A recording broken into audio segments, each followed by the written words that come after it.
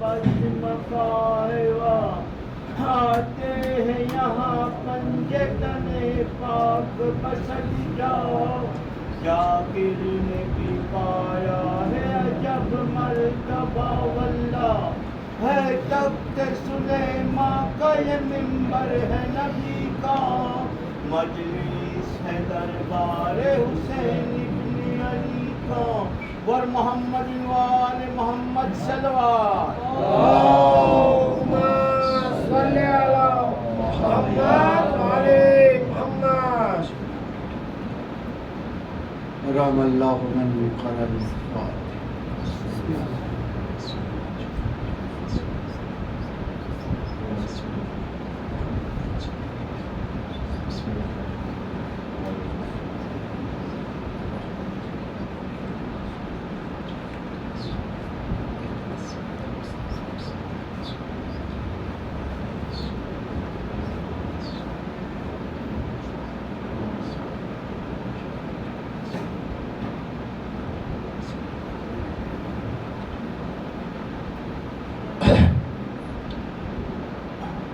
اعوذ باللہ من الشیطان الرجیم.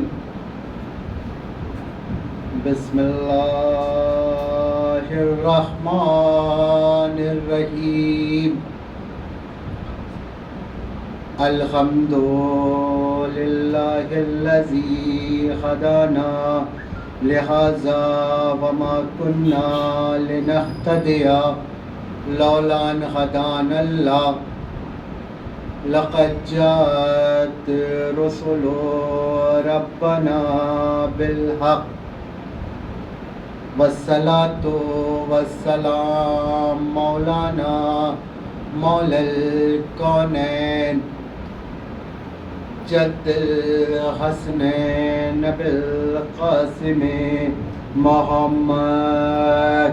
اللهم صل على محمد وآل محمد وآلہ الطیبین الطاہرین المعصومین المظلومین ولعنۃ اللہ علی اعدائہم اجمعین من الآن الی الصباح یوم الدین. آمین یا رب العالمین. رب اشرح لی صدری ویسر لی امری واحلل عقدۃ من لسانی یفقہوا قولی. اللہم لعن قاتلی فاطمۃ الزہرا. اللہم لعن قاتلی فاطمۃ الزہرا. اللہم لعن قاتلی فاطمۃ الزہرا. اللہم لعن قتلۃ الحسین واصحابہ. اما بعد فقد قال اللہ سبحانہ تبارک و تعالی. بسم اللہ الرحمن الرحیم. ان الدین عند اللہ الاسلام. صلی اللہ اللهم صل على محمد وآل محمد. عزیزان محترم اور میرے معزز سامنے کرام، جس آیت کے ذیل میں گفتگو شروع ہوئی تھی کہ خداوند عالم قرآن مجید میں کہہ رہا ہے کہ میں اگر کسی مذہب کو پسند کرتا ہوں تو وہ صرف اور صرف اسلام ہے. کل بات یہاں تک پہنچی تھی اور ہماری کوششیں بھی ان مجلسوں کے ذریعے یہی ہوتی ہے کہ دنیا کو رزق علم فراہم کیا جائے. ان مجلسوں کے ذریعے ہمارا یہ کوئی ارادہ نہیں ہوتا کہ ہم کسی کو مسلمان یا شیعہ بنانا چاہتے ہیں، بلکہ ان مجلسوں کے ذریعے ہم عالم انسانیت کو رزق علم فراہم کرتے ہیں. کل کی مجلس میں نے کہا تھا کہ ہم جس کے شیدائی ہیں، ہم جس کے ماننے والے ہیں، ہم جس کی محبت کا دم بھرتے ہیں، اس کی اصل وراثت تلوار چلانا نہیں بلکہ اس کی اصل وراثت علم ہے. اور ان مجلسوں کے ذریعے ہماری منشا یہ ہے، ہمارا ارادہ یہ ہے کہ دنیا کو علم سے قریب کیا جائے. آج دنیا ہم سے سوال کرتی ہے، اور دنیا تو بعد میں سوال کرتی ہے.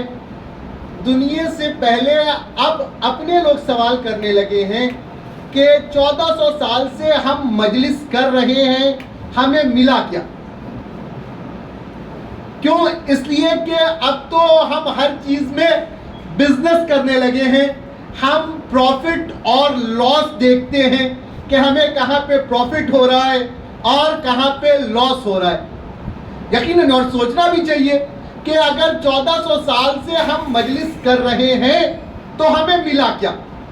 اس لیے کہ عقل مند انسان وہ ہے کہ جو ایسی جگہ اپنے سرمایہ کو لگائے کہ جہاں سے اسے کچھ نفع حاصل ہو، جہاں سے اسے کچھ فائدہ حاصل ہو. اور یہ مجلس کی دین ہے. ایک دلیل دے رہا ہوں کہ مجلس نے ہم کو کیا دیا. مجلس نے ہم کو رزق علم دیا. دلیل دوں آپ کے سامنے. یہ میری تیسری مجلس ہے اور انشاءاللہ 10 مجلسیں مکمل ہوگی. جب 10 مجلسیں مکمل ہو جائے گی اور میں یہاں سے جاؤں گا تو مجھے یقین ہے اکثر لوگ یہ کہیں گے کہ مولانا نے کچھ نیا نہیں پڑھا. میں 10 مجلسیں پڑھنے کے بعد جب یہاں سے گزر جاؤں گا تو اکثر حضرات یہی کہیں گے، ہوتا ہے، یہ عام بات ہے کہ لوگ یہی کہیں گے کہ مولانا نے کچھ نیا نہیں پڑھا.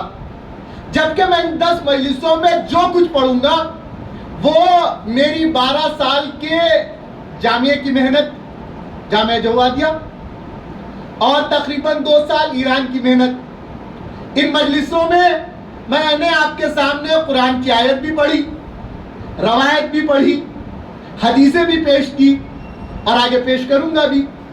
اتنا پیش کرنے کے بعد جب میں یہاں سے جا رہا ہوں تو آپ یہی کہتے ہوئے نظر آئیں گے کہ مولانا نے کچھ نیا نہیں پڑھا. اس کا مطلب یہ ہے کہ میں جو کچھ پڑھ رہا ہوں یا پڑھوں گا وہ آپ پہلے سے جانتے ہیں.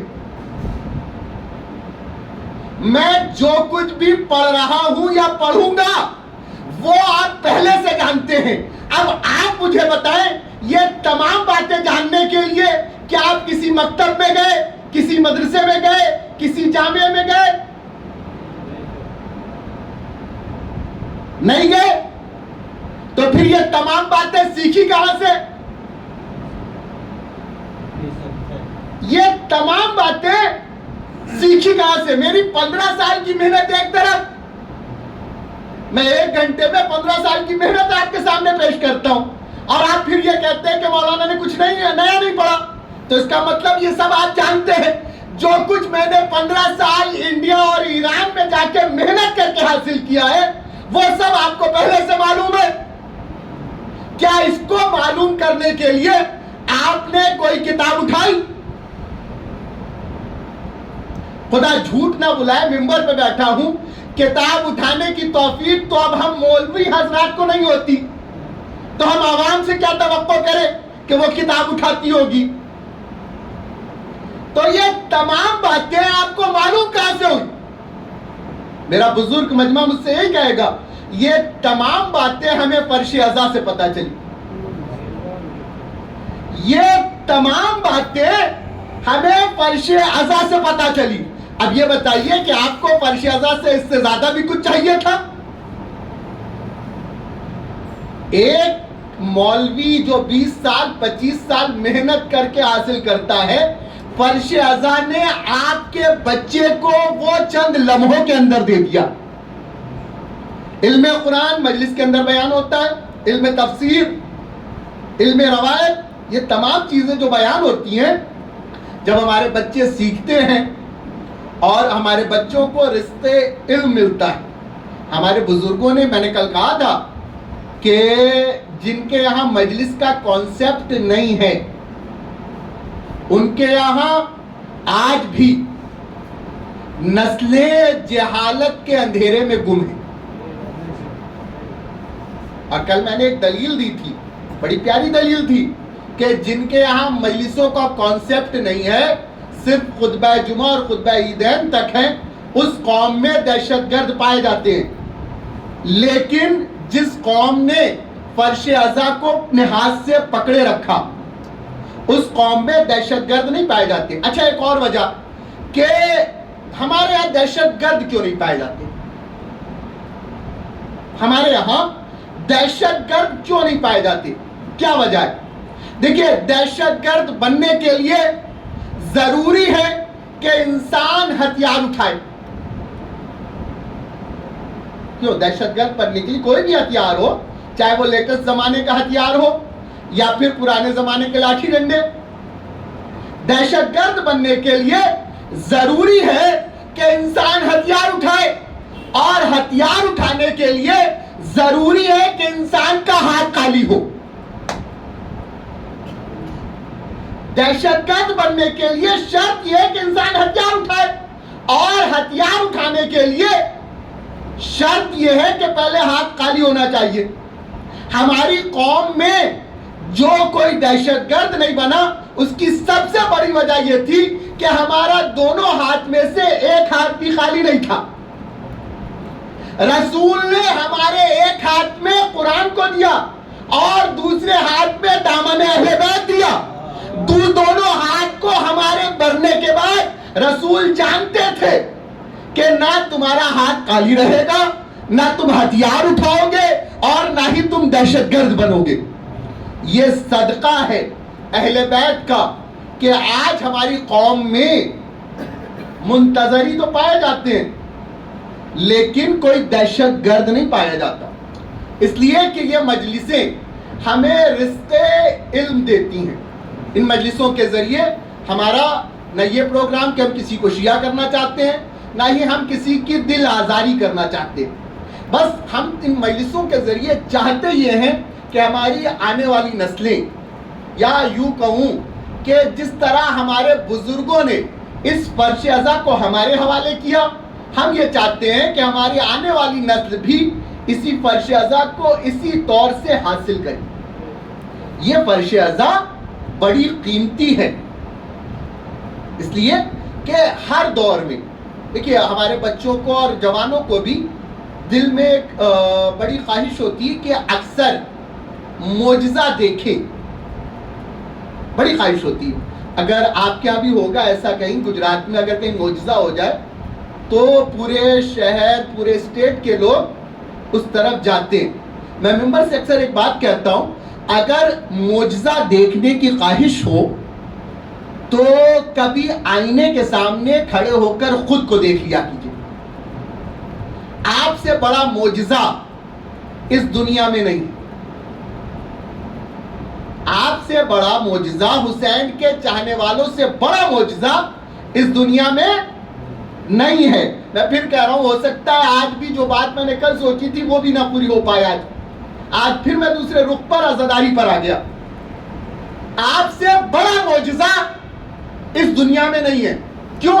اس لیے کہ آپ کا وجود سب سے بڑا معجزہ ہے. آپ کہیں گے وہ کیسے؟ ایک بات یاد رکھیے گا، دنیا میں 3 طاقتیں ہیں: پیسے کی طاقت، حکومت کی طاقت، اور تیسری ہے میڈیا کی طاقت. تاریخ گواہ ہے کہ ان 3 طاقتوں میں سے اگر ایک طاقت بھی کسی قوم کے پیچھے پڑ جائے تو چند دنوں بعد وہ قوم اس دنیا میں نظر نہیں آتی. چند دنوں بعد اس دنیا میں اس قوم کا نام لینے والا کوئی نہیں ہوتا. لیکن تاریخ شاہد ہے 1400 سال سے یہ تینوں طاقت، اور اچھا ایک بڑا اچھا لطیف اندازہ بھی ہے، لطیف اشارہ بھی ہے کہ یہ تینوں طاقت، اب اگر آپ 3 پر نہیں پہنچے تو میں نہیں کچھ کر سکتا، یہ تینوں طاقت مل کر حسین کے چاہنے والوں کو مٹانا چاہتی ہے. لیکن آج بھی حسین کا چاہنے والا دنیا کے ہر گوشے میں پایا جاتا ہے. آج دنیا کے ہر گوشے میں حسین کا نام لیا جا رہا ہے. اور نہیں، اب میں اپنے استاد کی زبانی کہتا ہوں، دنیا میں 2 ایسے نام ہیں جو سب سے زیادہ لیے جاتے ہیں. دنیا میں دو نام ایسے ہیں جو عالم انسانیت پہ راج کر رہے ہیں. ایک ہے نانا کا نام, دوسرے ہے نواسے کا نام. اب اس سے دلیل مانگیں گے, میں دلیل دے رہا ہوں. ادھر اذان کا وقت ہوا, ایران کا مؤذن پکار اٹھا اشہدو ان محمد رسول اللہ. ایران کے مؤذن نے اپنی بات مکمل نہ کی تھی کہ دلی کا مؤذن پکار اٹھا اشہدو ان محمد رسول اللہ. دلی کے مؤذن کی بات ختم نہ ہوئی تھی کہ گجرات کا مؤذن پکار اٹھا اشہدو ان محمد رسول اللہ. ابھی گجرات کے مؤذن کی بات ختم نہ ہوئی تھی کہ لاہور کے مؤذن پکار اٹھا اشہدو ان محمد رسول اللہ. آپ اٹھا کر سلکی نظام دیکھ لیجئے گا, دنیا کے ہر منٹ میں کہیں نہ کہیں رسول کا نام لیا جاتا ہے, اذان ہو رہی ہوتی ہے. دنیا کے ہر ایک منٹ میں دنیا کے کسی نہ کسی ایک شہر میں اذان ہو رہی ہوتی ہے. دو نام ایسے ہیں جو عالم انسانیت پہ راج کر رہے ہیں. ایک ہے نانا کا نام, دوسرے ہے نواسے کا نام.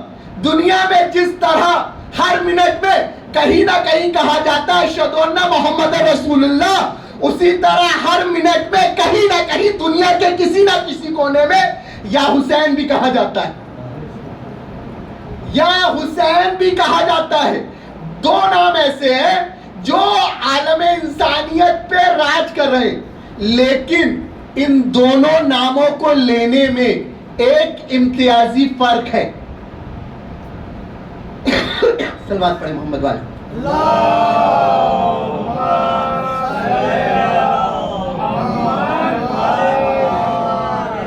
ان دونوں ناموں کو لینے میں ایک امتیازی فرق ہے. وہ فرق یہ ہے کہ اشہدو ان محمد رسول اللہ کہنے کے لیے مسلمان ہونا شرط ہے, یا حسین کہنے کے لیے مسلمان ہونا شرط نہیں, بلکہ انسان ہونا شرط ہے.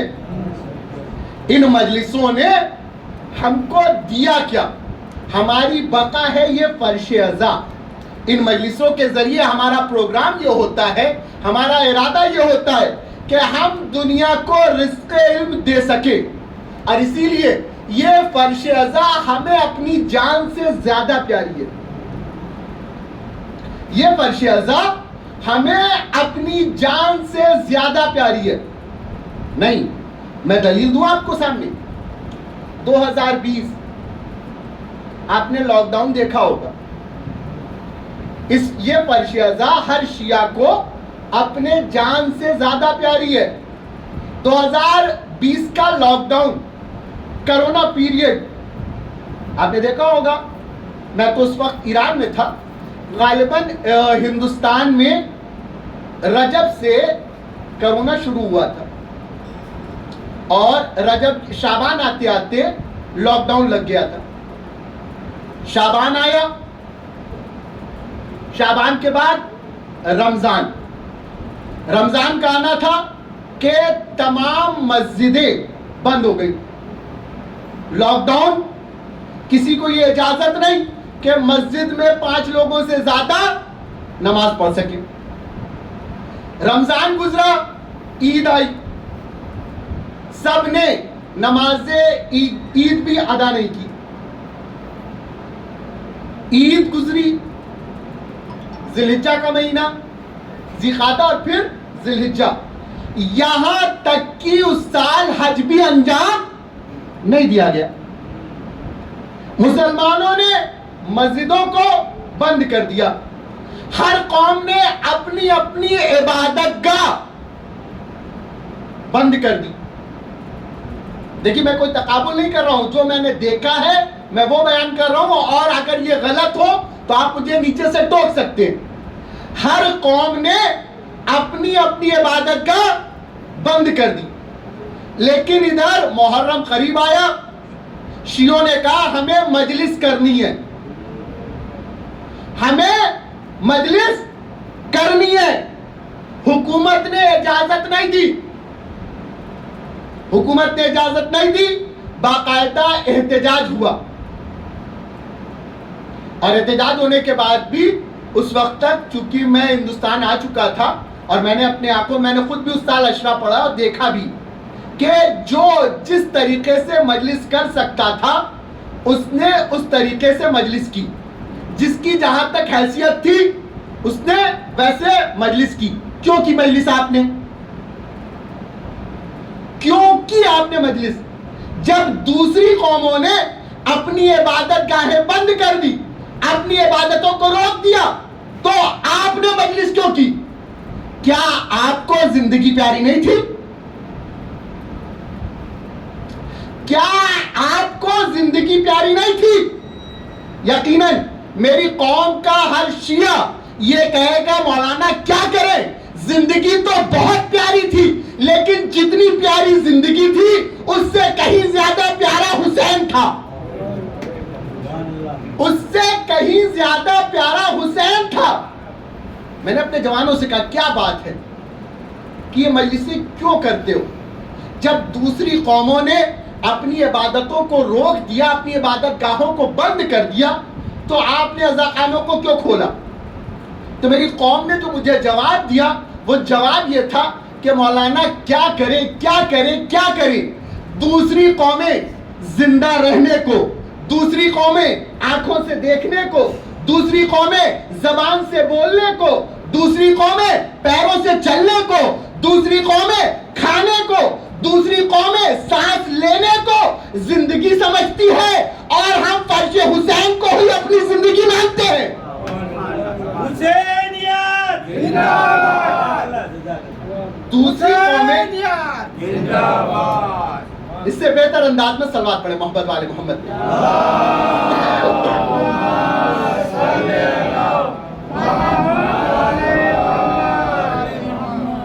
دوسری قومیں زندہ رہنے کو، سانس لینے کو، کھانے پینے کو زندگی سمجھتی ہے، لیکن ہم وہ قوم ہیں کہ جو فرش عزائے حسین کو ہی اپنی زندگی سمجھتے ہیں۔ جس دن ہمیں اس فرش عزا سے جدا کر دیا، ہمیں یقین ہے کہ اس دن ہم مر جائیں گے۔ اچھا، چونکہ بات اسی کی چل رہی ہے اس لیے بات یہیں پہ مکمل بھی کروں اسی حوالے سے۔ آپ نے دیکھا ہوگا، آپ سب اس بات کو ایکسیپٹ کریں گے، اب تو جس وقت کرونا آیا تھا، کرونا آنے کے بعد سب سے زیادہ جو دو چیزیں بکی تھیں، ایک تھا اس میں ماسک اور دوسرا تھا سینیٹائزر۔ یہی دو چیزیں، ایک ماسک اور دوسرا سینیٹائزر۔ اور اس وقت میں نے ایک بات بھی کہی تھی، یہ ماسک ہوتا کیا ہے؟ یہ ماسک ہوتا کیا ہے؟ چند سینٹی میٹر کا کپڑا۔ یہ میرا کل کا موضوع ہے، اس بات کو یاد رکھیے گا، چند سینٹی میٹر کا کپڑا۔ میں نے اس سال عشرے کے درمیان ایک بات کہی تھی کہ یہ ماسک چند سینٹی میٹر کا کپڑا، چند سینٹی میٹر کا کپڑا کرتا کیا ہے؟ کہا کہ ہماری زندگی کی حفاظت کرتا ہے،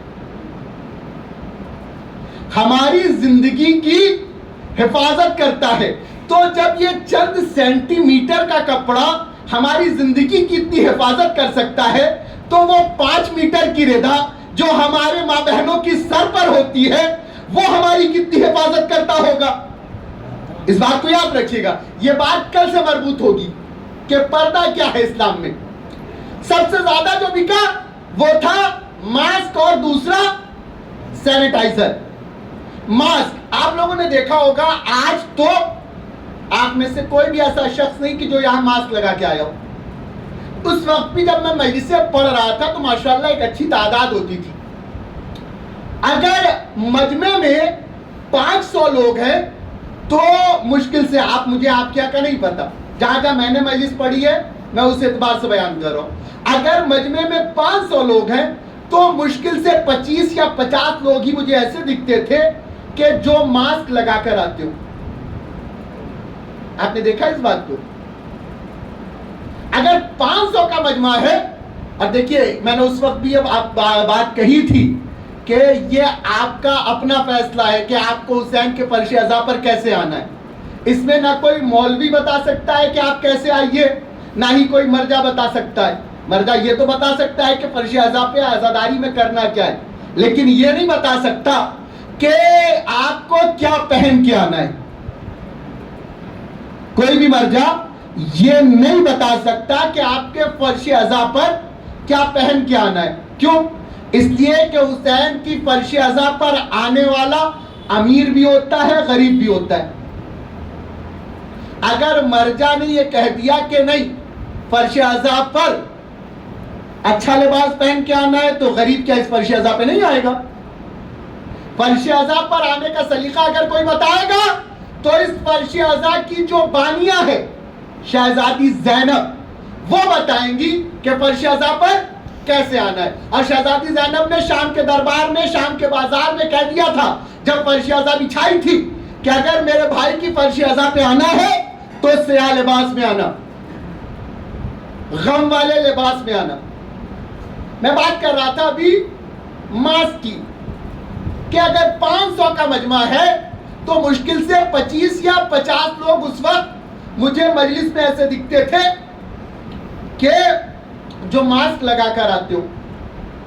جبکہ ہم نے دیکھا کہ اس وقت لوگ اتنے ڈرے ہوئے تھے، گھر سے نکل رہے ہیں، بازار جا رہے ہیں ماسک لگا کے، بچے کھیلنے جا رہے ہیں، مائیں آگے بڑھ کے کہتی ہیں بچہ ماسک لگا کے جانا. بچے ٹیوشن جا رہے ہیں، مائیں آگے بڑھ کے کہتی ہیں بیٹا ماسک لگا کے جانا. بچے بازار جا رہے ہیں، مائیں آگے بڑھ کر کہتی ہیں بیٹا ماسک لگا کر جانا. چلیے بڑے نہیں آ رہے تھے تو کم سے کم ہر بچے کو فرش عزا پہ ماسک لگا کر جانا چاہیے تھا. اور میں نے دیکھا کہ جو بچے ماسک لگا کے نہیں آ رہے تھے مائیں بڑی مطمئن تھی، مائیں بڑی مطمئن تھی. یہی بچہ جب بازار جا رہا ہے، یہی بچہ جب ٹیوشن جا رہا ہے، یہی بچہ جب مارکیٹ میں آ رہا ہے تو مائیں پریشان ہے کہ میرا بیٹا ان تمام جگہوں پہ جا رہا ہے، کہیں ایسا نہ ہو کہ اسے وائرس پکڑ لے. لیکن یہی بچہ جب فرش عزا پہ آ رہا ہے ماں بڑی مطمئن ہے. میں نے آگے بڑھ کے سوال کیا حسینی ماؤں سے، یہ بتائیے آپ کو اپنے بچے کے لیے بازار میں ڈر ہے، ٹیوشن میں ڈر ہے، مارکیٹ میں ڈر ہے، لیکن یہی بچہ فرش عزا پہ آ رہا ہے تو آپ کو ڈر نہیں ہے؟ کہا نہیں. میں نے کہا کیوں؟ کہا اس لیے کہ ہمیں پتا ہے یہ حسین کی فرش عزا ہے، حسین کی فرش عزا سے شفا بانٹی جاتی ہے، وبا نہیں بانٹی جاتی. حسین کی فرش عزا سے شفا بانٹی جاتی ہے، وبا نہیں بانٹی جاتی. میں نے کہا اتنی مطمئن کیوں ہے؟ اپنے بچے کو بغیر ماسک کے فرش عزا پہ کیوں بھیج دیا؟ کہا تمہیں نہیں پتا، جب تک ہمارا بچہ بازار میں ہے، جب تک ہمارا بچہ ٹیوشن میں ہے، جب تک ہمارا بچہ کھیل کے میدان میں ہے، اس کی زندگی کی حفاظت کی ذمہ داری ہماری ہے. جب تک ہمارا بچہ ان جگہوں پر ہے اس کی زندگی کی حفاظت کی ذمہ داری ہماری ہے. میں نے کہا فرش عزا پر، کہ جب ہمارا بچہ فرش عزا پہ چلا جائے تو اس کی زندگی کی حفاظت ہماری نہیں ہوتی بلکہ عباس کی ہوتی ہے. اب ہمارا بچہ جانے، عباس جانے کہ ہمارے بچے کو اس فرش عزا پر کیسے رکھنا ہے. صلوات پڑھے محمد والے محمد پہ.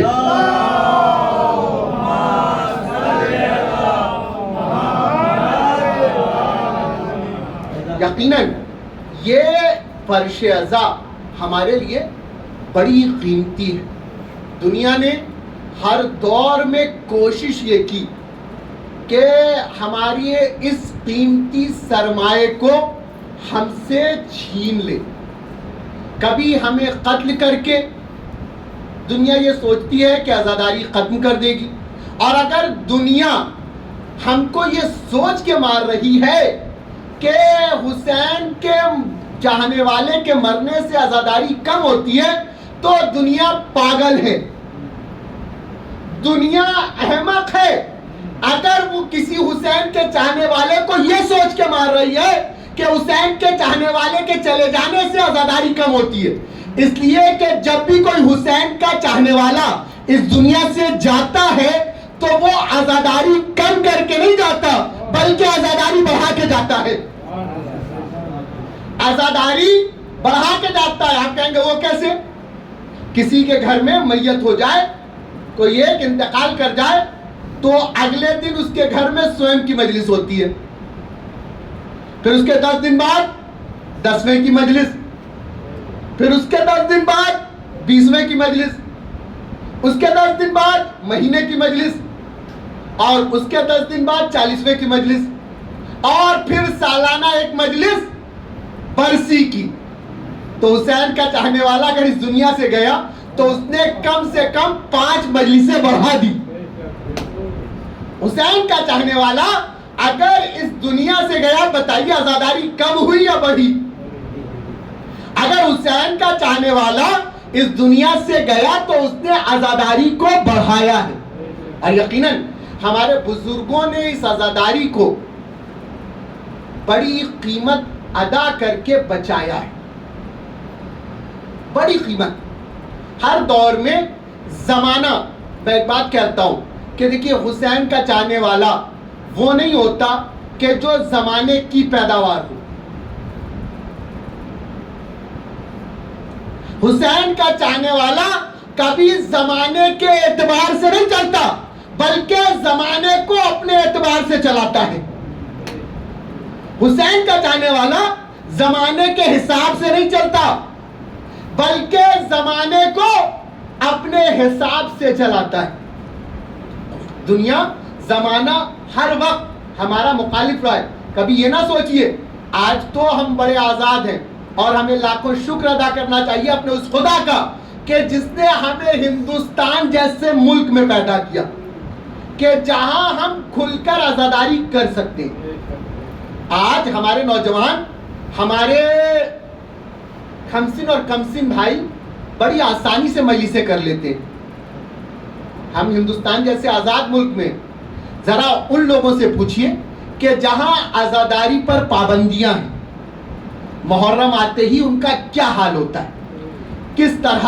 اور اگر نہیں تو کبھی احساس کریے گا, اگر آپ کبھی وطن سے دور رہے اور محرم قریب آ گئے, غریب الوطنی میں احساس ہوتا ہے کہ گھر کا محرم کیا ہوتا ہے, حسین کی فرش ازا کیا ہوتی. میں نے اکثر دیکھا ہے, اگر آپ کے یہاں بھی ایسا ہوتا ہوگا تو آپ نے بھی اس بات کو محسوس کیا ہوگا, جو بچے اپنے ملک سے دوسرے ملک نوکری کی تلاش میں جاتے, جاب کی تلاش میں جاتے, گھر میں شادی پڑ گئی, جوان یہ کہتا ہوا نظر آتا ہے ماں شادی میں نہیں آ سکتا اس لیے کہ میں محرم میں چھٹی لوں گا.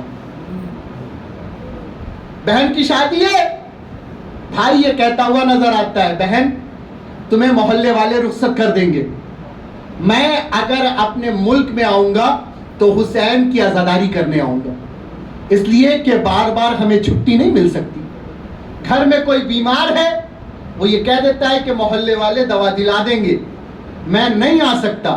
لیکن ادھر حسین کی عزاداری, ادھر حسین کا مہینہ قریب آیا, یہ غریب الوطنی میں چھٹیاں لے کر, میں نے خود دیکھا اس سال میرے خود اپنے محلے میں 2 لڑکے ایسے تھے کہ جنہیں گئے ہوئے ابھی 2 سال نہیں ہوا.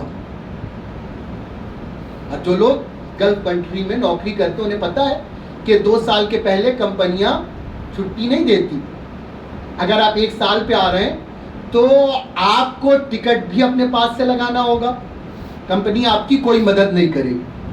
ان بچوں کو, ان 2 بچوں کو, 2 سگے بھائی, گھر میں ان کے علاوہ اور کوئی کمانے والا بھی نہیں, ان 2 سگے بھائیوں کو کمپنی نے چھٹی نہیں دی. انہوں نے اپنے کرائے سے یہ 2 محرم کو ہندوستان آئے ہیں اور 10 دن حسین کی فرش ازا کر کے 13 محرم کو پھر یہ واپس ہو گئے. آپ سوچیں حسین کا چاہنے والا ایسا ہوتا ہے. کیوں؟ اس لیے کہ ماں نے گہوارے میں یہ کہا تھا بیٹا سب کچھ چھوڑ دینا لیکن حسین کی عزاداری نہ چھوڑنا. ہر چیز سے سمجھوتا کر لینا لیکن کبھی حسین کی عزاداری سے سمجھوتا نہیں کرنا.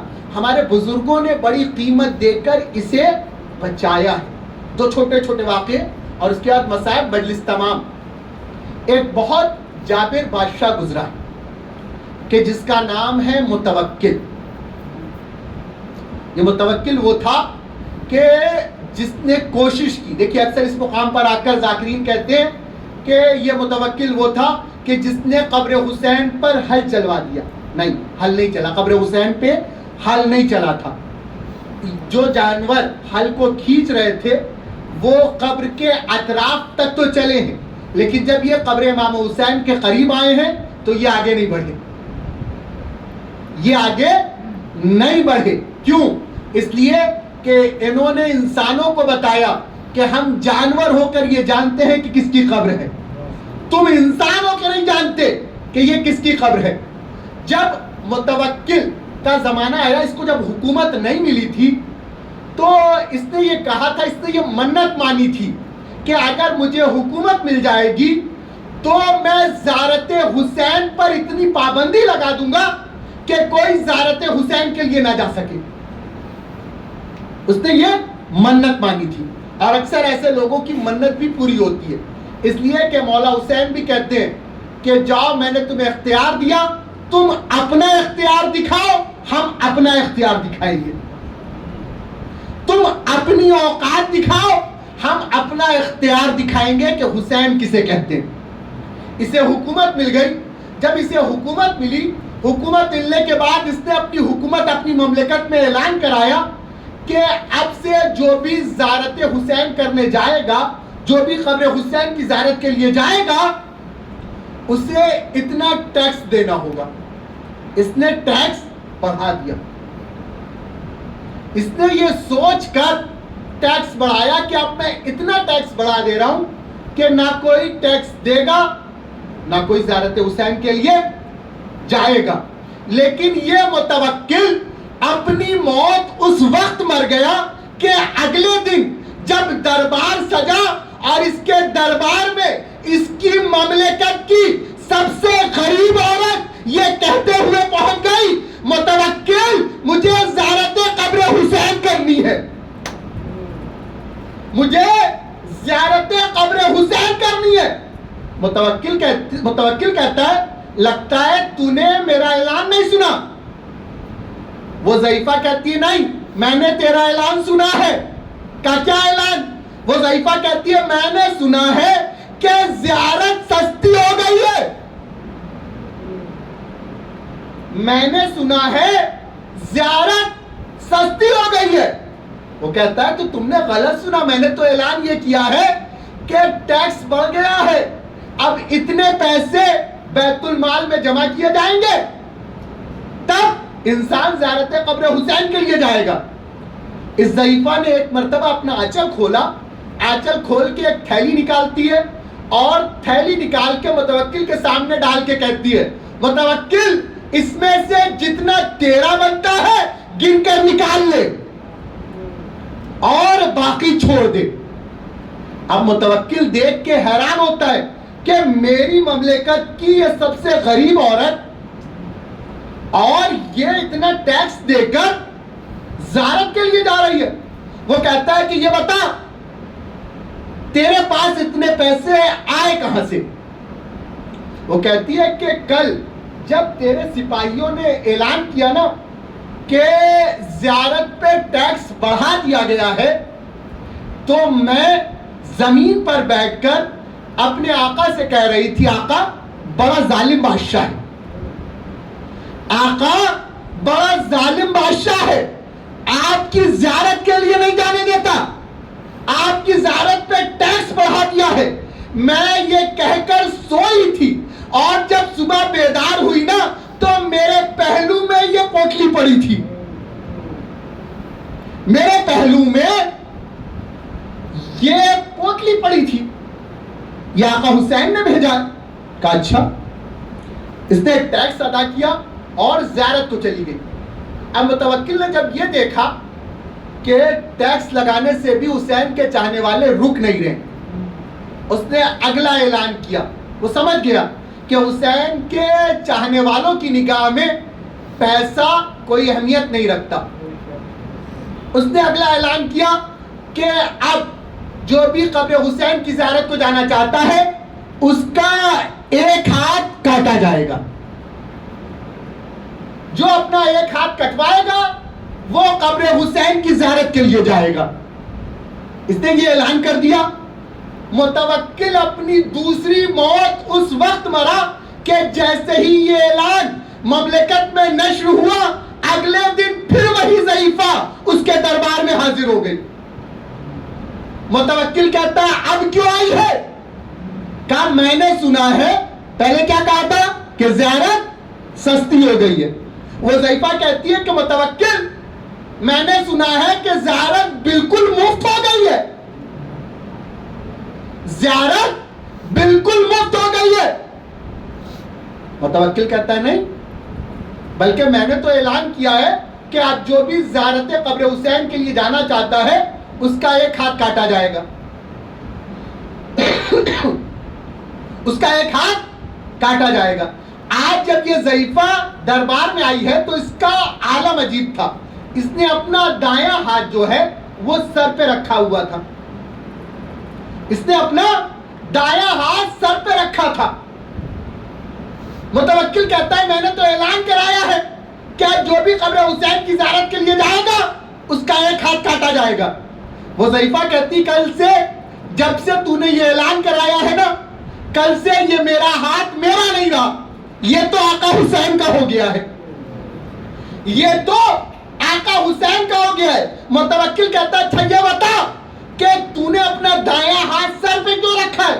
کہا تجھے نہیں معلوم کل سے میرا یہ ہاتھ میرا نہیں رہا بلکہ آقا حسین سے منسوب ہو گیا ہے، اور ہمارے یہاں جو بھی چیز آقا حسین سے منسوب ہو جائے پھر وہ بلند جگہ پر رکھا جاتی ہے. ہمارے یہاں جو بھی چیز آقا حسین سے منسوب ہو جائے اسے بلندی پہ رکھا جاتا ہے.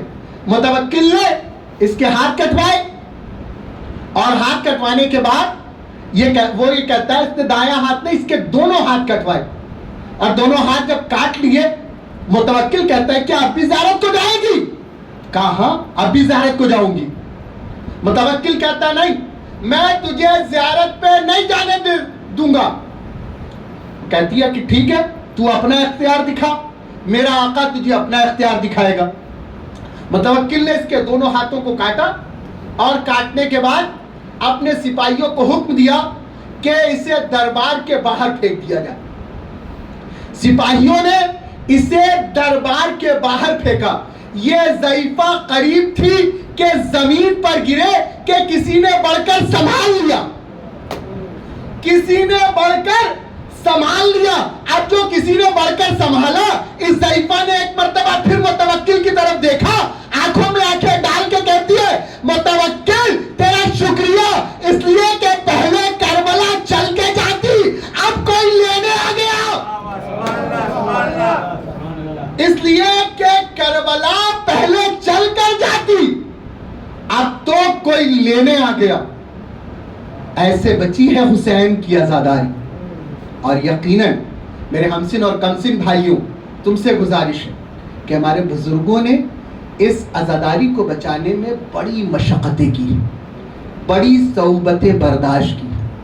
اب ہماری اور آپ کی ذمہ داری ہے کہ جس طرح ہمارے بزرگوں نے اس قیمتی سرمایہ کو ہمارے حوالے کیا، ہم اپنے آنے والی نسل کو کے حوالے اس قیمتی سرمایہ کو اسی صورت میں کریں، اس میں کسی طرح کی تبدیلی نہ ہو. حسین کی عزاداری یقیناً میرا وقت مکمل ہو گیا. حسین کے چاہنے والے جن کی نگاہ میں نہ مال دنیا کچھ ہے نہ شہرت کچھ ہے، ان کی نگاہ میں اگر کچھ ہے تو حسین کا غم ہے، اس لیے کہ انہیں پتا ہے کہ انہیں شہزادی فاطمۃ الزہرا نے مانگا اس لیے ہے کہ یہ حسین پر آنسو بہا سکے. میں نے ایک واقعہ پڑھ دیا ربط مصائب کے لیے. ایک اور روایت، حسین کے چاہنے والے ہوتے کون کیسے؟ ایران میں مولا حسین کا ایک چاہنے والا رہا کرتا تھا، اور اس نے اپنا دستور یہ بنایا تھا کہ یہ ہر سال، کیونکہ یہ ایام شہزادی زینب اور جناب سکینہ سے منسوب ہے، اس لیے میں چاہتا ہوں کہ چند دن شہزادی سکینہ کا تذکرہ انشاءاللہ آگے کی مجلس میں شہزادی سکینہ کا تذکرہ اور زیادہ کیا جائے گا. تاریخ کہتی ہے حسین کے یہ چاہنے والا تھا، اس کا دستور تھا کہ یہ ہر سال مولا حسین کی زیارت کو جاتا تھا، ہر سال مولا حسین کی زیارت کرنے جاتا تھا، لیکن قدرت نے اسے کوئی اولاد نہیں دی تھی۔ ایک سال جب یہ مولا حسین کی زیارت کو پہنچا، زیارت کو پہنچنے کے بعد قبر حسین کے قریب کھڑا ہو کر ذریعہ امام حسین پکڑ کے کہتا، آقا مجھے اس کا کوئی خیال نہیں کہ میرے بعد میری نسل کیسے چلے گی۔ آقا میں تو یہ سوچتا ہوں کہ اگر میں مر گیا تو میرے بعد آپ کی عزاداری کون کرے گا، میرے بعد آپ کی عزاداری کون کرے گا؟ وہ کہتا ہے قبر امام حسین پہ کھڑا ہو کر، مولا یہ آپ کی زری ہے اور یہ عباس کا علم ہے، آقا عباس کے علم کو گواہ بنا کر آپ کے زری کی قسم کھاتا ہوں کہ اگر قدرت نے مجھے کوئی بیٹا دیا تو اسے اکبر کا غلام بناؤں گا، اور اگر کوئی بیٹی دی تو اسے سکینہ کی کنیزی میں دوں گا۔ عزاداروں یہ وعدہ کر کے اپنے ملک ایران واپس آ گیا۔ 1 سال مکمل نہ ہوئے تھے کہ اس کے گھر میں ایک بچی کی ولادت ہوئی۔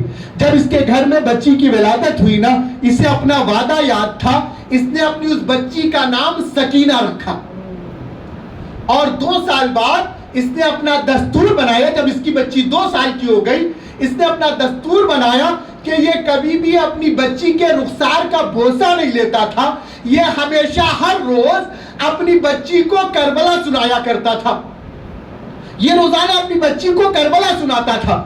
جب یہ بچی 4 سال کی ہو گئی، ایک دن یہ بچی اپنے بابا سے سوال کرتی، بابا یہ سکینہ کون ہے؟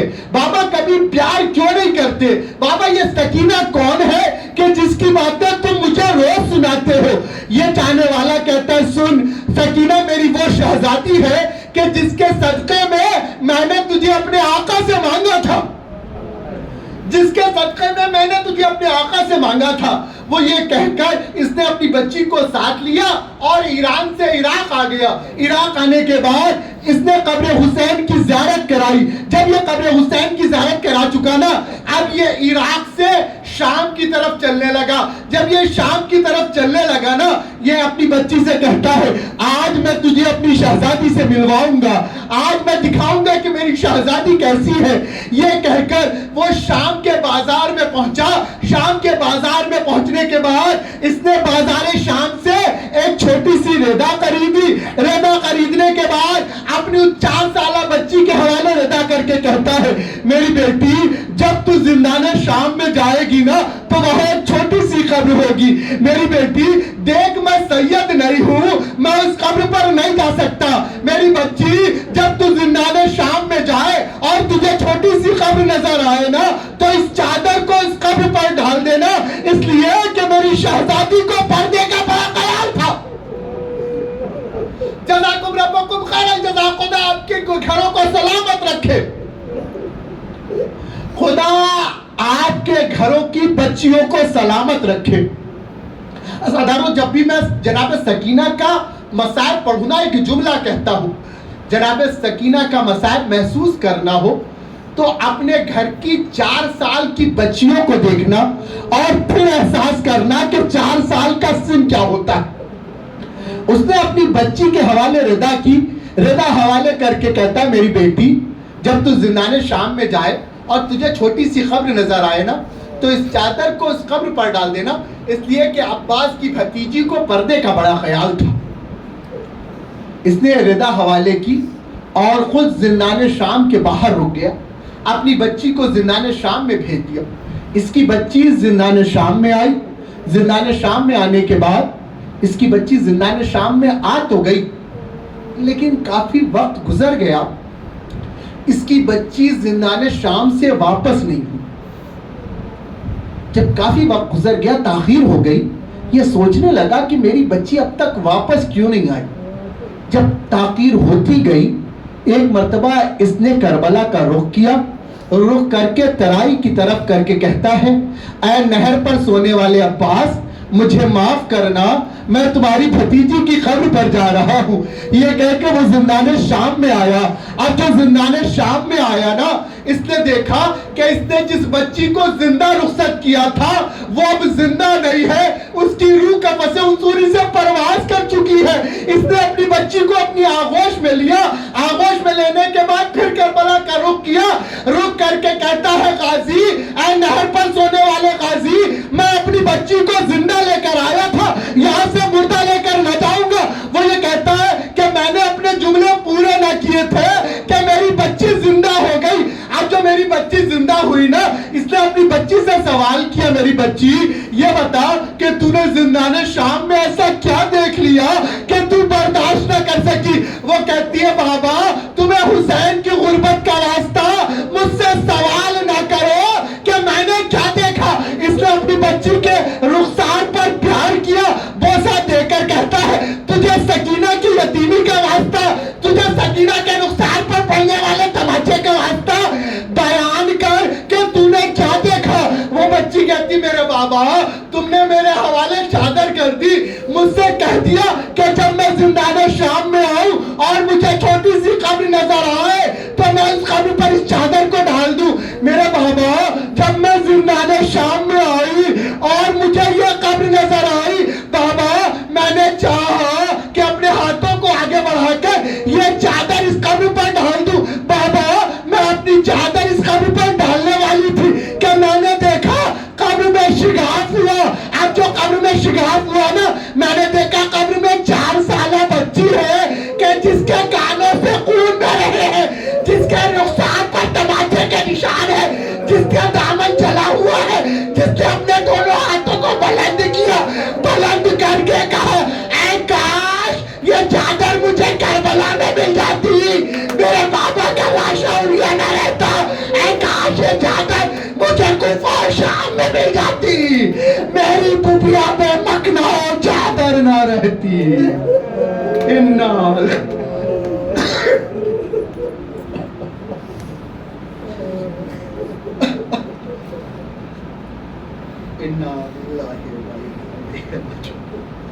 رزم بفضائحی تسلیم۔